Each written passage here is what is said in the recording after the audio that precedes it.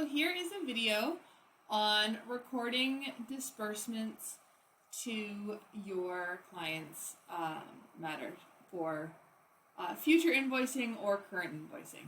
So what you're going to do once you're in your matter, you will just go over to general accounting, and you have two options along the side here. One is anticipated expenses and the other is expense recoveries. The main difference is anticipated expenses. When you record these, you can have these for expenses that are coming up in the future, that have future dates, as well as you can record if you're paying to a specific supplier. I'm just showing you this really quickly. This is a video for expense recoveries specifically. I'm just showing you that it exists. I can do another video on that, but just wanted to show it so you know which one to choose to show the difference.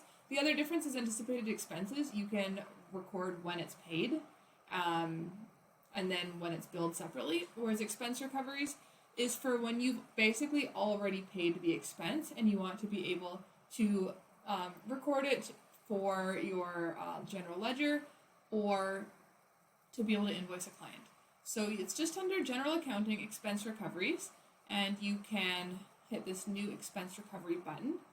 If you want to create a custom recovery code for that, you can do that under settings.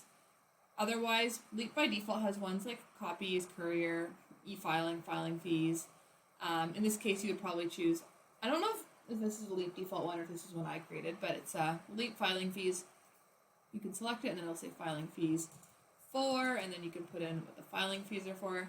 Yeah, this is one that I created because I pre-programmed the filing fees amount into it. But you would type, however much it is, $100, whether or not that 100 is flat or if it includes tax.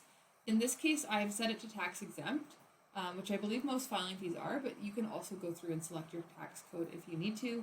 You will record the date that it was on, and then you can choose whether it's billable next invoice, billable on a later invoice, like if you wanted to bill all the disbursements at the end or something, or not billable. The one, case where you might choose not billable is if you are quoting a flat fee that includes all disbursements because you've already calculated those. Then this wouldn't be billable as a separate line item. You choose not billable because you just want to record that you paid it. But for next invoice, you just choose billable next invoice, save and close, and then now we have this showing up under expense recoveries. And then you would just go to your expenses and receivables, and you can create a new invoice. And this will, also pull in anything else that you have billable next invoice. In this case, there's no professional fees or anything else. We just have the disbursements for filing fees, and then hit save and close, and that'll save it. You can also add expense recoveries directly from a new invoice screen, and that will just pop up the same one that I selected under here. So that's another place that you can access this. Save and close. And then you can send the invoice directly to the client. You can print the invoice, whatever it might be. You can also, if you have money from trust, I'll just reopen this. So you can, once you finalize this, you can also save, and let me move this up here so we can see it. Save and trust receivables transfer if you had money in trust.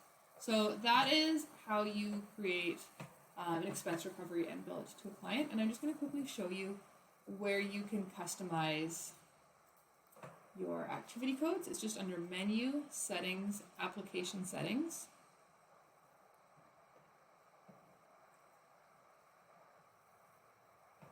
And then accounting, and we have our expense recoveries. You can also create custom codes for time and fees.